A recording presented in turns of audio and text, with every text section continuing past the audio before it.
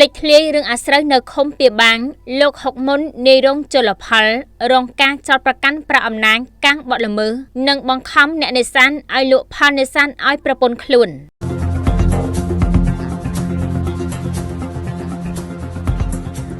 ខេត្តកំពង់ធំខណៈដែលរដ្ឋាភិបាលអាណត្តិទី7ក្រោមការដឹកនាំរបស់សម្ដេចមហាបវរធិបតីហ៊ុនម៉ាណែតកំពុងដាក់បទបញ្ជាយ៉ាងម៉ឺងម៉ាត់ក្នុងការអភិរក្សធនធានធម្មជាតិបែរជាមានមន្ត្រីជលផលថ្នាក់ក្រោមម្នាក់កំពុងរងការចោទប្រកាន់យ៉ាងធ្ងន់ធ្ងរថាបានយកតួនាទីទៅធ្វើជាខ្នងបង្អែងឲ្យបទល្មើសនេសាទដើម្បីស្វែងរកលាភសក្ការៈផ្ទាល់ខ្លួនរឿងអាស្រូវកាំងបទល្មើសនិងបង្ខំទិញផលនេសាទយោងតាមប្រភពពីប្រជាពលរដ្ឋនិងអ្នកនេសាទលក្ខណៈគ្រួសារក្នុងភូមិបាឡនឃុំពីបាំងស្រុកស្ទូងបានទម្លាយឲ្យដឹងថានៅចំណុចបាឡតទៀលបទល្មើសសាច់បងក្រឡាញឹកមួយហ៊ុនកំពុងកាត់ឡើងយ៉ាងអនាធិបតេយ្យតាមការចុះអង្កេតជាក់ស្ដែងរបស់ក្រុមអ្នកសារព័ត៌មានកាលពីថ្ងៃទី8និងទី9ខែឧសភាឆ្នាំ2026ឃើញថាបទល្មើសទាំងនេះកំពុងកាត់មានពេញផ្ទៃតឹងពិតប្រាកដមែនអ្វីដែលគួរឲ្យហួសចិត្តបំផុតនោះប្រភពបានរាយការណ៍ថាសកម្មភាពខុសច្បាប់ទាំងនេះស្ថិតក្រោមការគ្រប់គ្រងនិងបាក់ដៃពីសំណាក់លោកហុកមុនជានាយរងសង្កាត់ជលផលពីបាំងដោយបាត់បង្កើតច្បាប់ផ្ទាល់ខ្លួនដូចជាការបង់លុយការពារអ្នកនេសាទខុសច្បាប់ត្រូវបង់លុយឲ្យលោកទើបអាចដាក់ឧបករណ៍នេសាទបំផ្លាញមច្ឆជាតិបានផ្ដាច់មុខទីផ្សារត្រីនិងលៀសដែលនេសាទបានត្រូវតែលក់ឲ្យប្រពន្ធរបស់លោកការបឋានការបឋានជួយមើលត្រីទុកត្រីច្រើនណាស់អើយថ្លឹងនេះ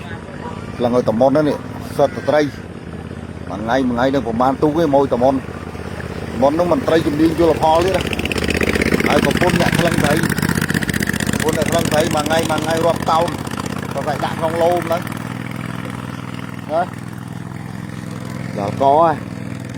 ក្នុងតម្លៃតាមការកំណត់បើអ្នកនេសាទណាហ៊ានបដិសេធមិនលក់ឲ្យប្រពន្ធកូនលោកហុកមុននឹងប្រើអំណាចសហការជាមួយនឹងកម្លាំងពាក់ព័ន្ធចុះទៅបង្ក្រាបនិងកាប់បំផ្លាញឧបករណ៍នេសាទនោះចោលភ្លាមនេះគឺជាការលើកឡើងដោយក្តីឈឺចាំពីពលរដ្ឋនៅមូលដ្ឋានទង្វើនេះបានបង្កើនជាមន្ទិលសង្ស័យថាតើលោកហុកមុនកំពុងបំពេញតួនាទីការពារមច្ឆជាតិឬការពារផលប្រយោជន៍គ្រួសារហេតុអ្វីបានជាមន្ត្រីអនុវត្តច្បាប់បែរជាคล้ายទៅជាអ្នកបើកផ្លូវឲ្យមានការបំផ្លាញពូជត្រីនៅក្នុងបឹងទន្លេសាបទៅវិញអាស្រ័យហេតុនេះប្រជាពលរដ្ឋសូមស្នើដល់គោរពស្នើសុំដល់ឯកឧត្តមនួនផារ៉នអភិបាលនៃគណៈអភិបាលខេត្តកំពង់ធំនិងគោរពស្នើសុំដល់លោកឧត្តមស្នេហ៍តូសំសុនមេបញ្ជាការតំបន់ប្រតិបត្តិការសឹករងខេត្តកំពង់ធំនិងជាអនុប្រធានអចិន្ត្រៃយ៍គណៈកម្មការការពារនិងបង្ក្រាបបទល្មើសធនធានធម្មជាតិបឹងទន្លេសាបលោកប៉ែនសវណ្ណរិនប្រធានមន្ត្រីកសិកម្មនិងលោកចិនសីថា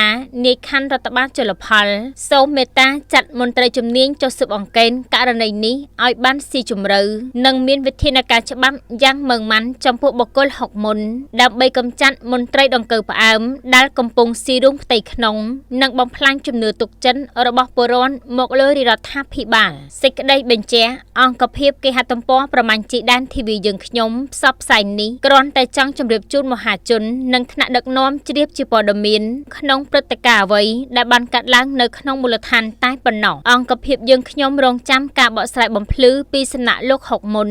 ឬស្ថាប័នពាក់ព័ន្ធនៅរៀងរាល់ម៉ោងធ្វើការដើម្បីរក្សានូវតុល្យភាពព័ត៌មាននិងតម្លាភាពសូមអរគុណ